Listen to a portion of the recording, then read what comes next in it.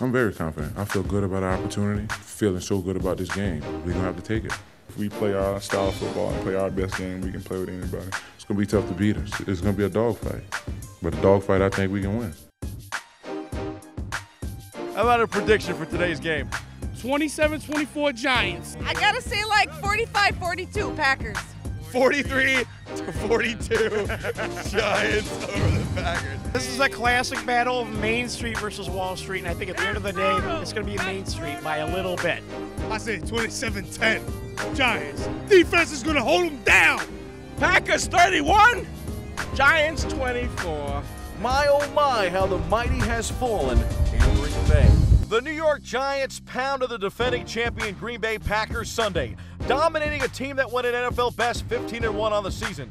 Big Blue left no doubts in the minds of Packer Nation that this could be their year to be super, winning 37-20. We started to believe and trust in each other, and I think our defensive people got together and decided that they were better than the way we've been playing. And then when they had success breeds confidence, and they're a pretty confident group. Eli Manning was masterful, 330 yards and 3 TDs for the Giants QB, including key scores to wide receiver Hakeem Nicks, who caught a touchdown at the end of the first quarter to make it 10-3, and then added a Hail Mary leap just before half to make it 20-10. It's a great job by Hakeem. You know, just threw it up there, and as the ball was kind of coming down, I saw Hakeem right there in the mix, saw him jump up, no one going after the ball, and a great job by him holding on to it and getting the touchdown. Once I felt it, like in my hands and on my chest, I just locked it, and kept it and was like, wow, I caught it.